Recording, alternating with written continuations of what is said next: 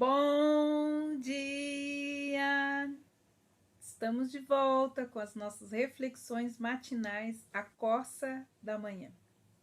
Estamos refletindo a respeito da vontade de Deus para as nossas vidas e estamos estudando, refletindo a respeito do princípio da obediência, onde nós vimos por que a desobediência custa caro.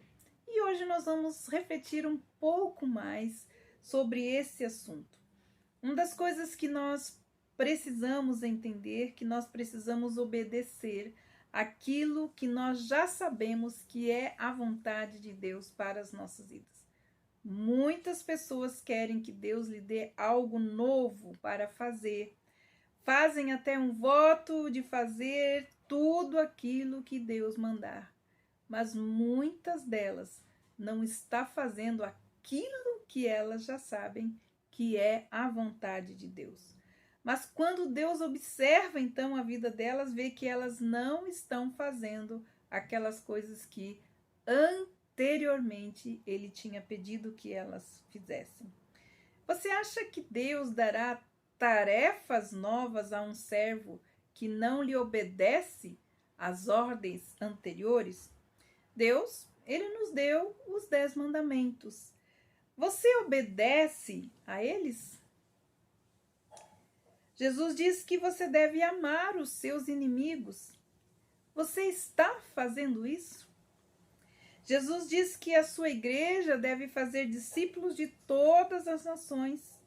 Vocês estão fazendo algo a respeito disso? Fazendo aquilo que já são capazes de fazer a fim de obedecer a Jesus?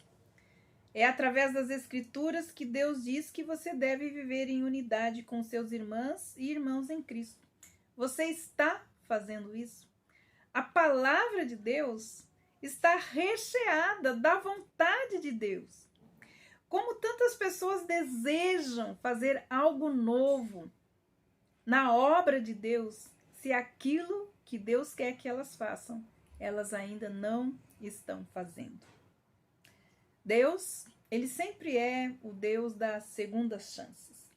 Frequentemente as pessoas sempre perguntam, quando uma pessoa desobedece a Deus, a vontade de Deus, será que Ele lhe concede uma segunda oportunidade? Vamos ver. Vamos fazer a leitura lá em Jonas, capítulo 1, versículos de 1 a 17, e ver se realmente Deus é o Deus da segunda chance. O chamado de Jonas, a sua fuga e também o seu castigo.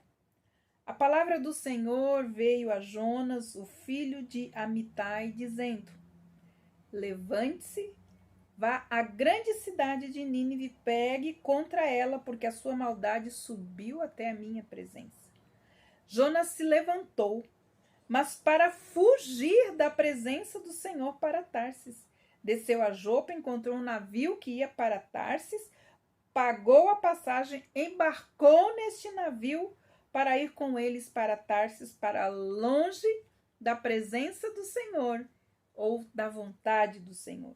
Mas o Senhor lançou-lhe sobre o mar um forte vento e levantou uma tempestade tão violenta que parecia que o navio estava a ponto a se despedaçar. Então os marinheiros ficaram com medo e clamavam cada um ao seu Deus. Lançaram no mar a carga que estava no navio para que ela ficasse mais leve. Jonas, porém, havia descido ao porão do navio e ali estava deitado e dormia profundamente. O capitão do navio se aproximou de Jesus e lhe disse: o que está acontecendo com você?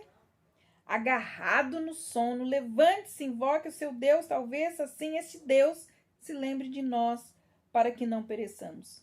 Os marinheiros diziam uns aos outros: vamos lançar sorte para descobrir quem é o culpado deste mal que caiu sobre nós.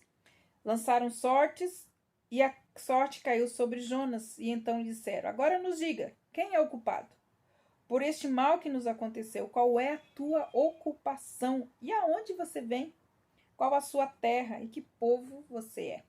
Jonas respondeu: eu sou hebreu e eu temo o Senhor, o Deus do céu, que fez a terra e o mar. Então os homens ficaram com muito medo e lhe perguntaram: o que você fez? pois aqueles homens sabiam que Jonas estava fugindo da presença do Senhor, porque ele lhes havia contado. Então lhe perguntaram: o que devemos fazer com você para que o mar se acalme? Disseram isso porque o mar se tornava cada vez mais tempestuoso, e Jonas então respondeu: pegue-me e lance-me ao mar, então o mar ficará calmo, porque eu sei que é por minha causa esta grande tempestade que caiu sobre vocês. Em vez disso, os homens remavam, esforçavam-se para alcançar a terra, mas não podiam, porque o mar havia se tornado cada vez mais tempestuoso contra eles. Então clamaram ao Senhor e disseram: ah, Senhor, rogamos-te que não nos deixe perecer por causa da vida deste homem, e não faças cair sobre nós este sangue inocente, porque tu, Senhor, fizestes o que há de teu agrado. Em seguida, os marinheiros pegaram Jonas, lançaram ao mar na fúria, e o mar se acalmou. Então esses homens temeram muito ao Senhor e ofereceram sacrifícios ao Senhor e lhes fizeram votos. E o Senhor ordenou que um grande peixe engolisse Jonas, e Jonas esteve 3 dias e 3 noites no ventre deste peixe. Será que Deus é um Deus da segunda chance? Frequentemente, sim, Deus nos dá uma segunda chance. Sinto-me confortável em dizer que frequentemente existe sim a segunda chance, quantas forem necessárias. Quando Deus, então, planejou convocar Nínive ao arrependimento, ele chamou Jonas para juntar-se a ele nessa grande obra. Jonas, então, desobedeceu porque tinha um preconceito contra esses pagãos inimigos. Jonas preferia ver Deus destruindo a cidade a obedecê-lo. A desobediência a Deus é a coisa mais séria. Jonas teve que experimentar o trauma de ser lançado de um mar bravio e passar 3 dias no ventre de um grande peixe. Jonas então confessou o seu erro, se arrependeu da sua desobediência, e então Deus lhe deu uma segunda chance de obedecer. A segunda vez, Jonas obedeceu, embora relutantemente. No seu primeiro dia de pregação, pregou um sermão de uma única frase. E Deus usou esta mensagem para chamar 121.000 almas que se arrependeram a Jesus. Se arrependeram. Jonas disse: pois eu sabia que és Deus compassivo, misericordioso, longânimo e de grande benignidade, e que te arrependes do mal. A resposta que Deus deu a Jonas e a Nínive ensinou muita coisa a Jonatas sobre a profundidade do amor de Deus pelas pessoas e sobre o desejo que Deus tem de que todos cheguem ao arrependimento. Deus não desiste de você. Deus sempre é o Deus da primeira, da segunda, da terceira e de quantas chances você pedir. Basta que haja um arrependimento verdadeiro. Alguns dos grandes homens de Deus foram destroçados pelo pecado, nem por isso Deus desistiu deles. Se Deus nos permite errar apenas uma vez, Moisés jamais viria a ser a quem ele foi. Ele cometeu vários erros. Abraão começou muito bem, com uma bela caminhada de fé, mas foi ao Egito e lá ele estragou tudo, desobedeceu. Mais de uma vez, por exemplo, errou o mesmo erro. Davi também errou. E o mesmo fez Pedro, Saulo, começou seu serviço a Deus perseguindo os crentes. Mas o que nós precisamos entender, Deus sim é o Deus da segunda chance, terceira e quantas chances houverem. Basta que haja arrependimento. Mas nós precisamos entender que a desobediência custa caro. A desobediência nunca será algo superficial para Deus. Se você leu sobre Jonas, sabe como a sua desobediência quase lhe custou a sua própria vida. Moisés assassinou um egípcio e isso lhe custou 40 anos no deserto. O pecado de Davi com Betseba custou-lhe a vida do seu filho. No ministério de Paulo, foi grandemente prejudicado por causa da sua desobediência. Muitas pessoas tinham medo de chegar perto dele devido à sua reputação de perseguidor dos crentes.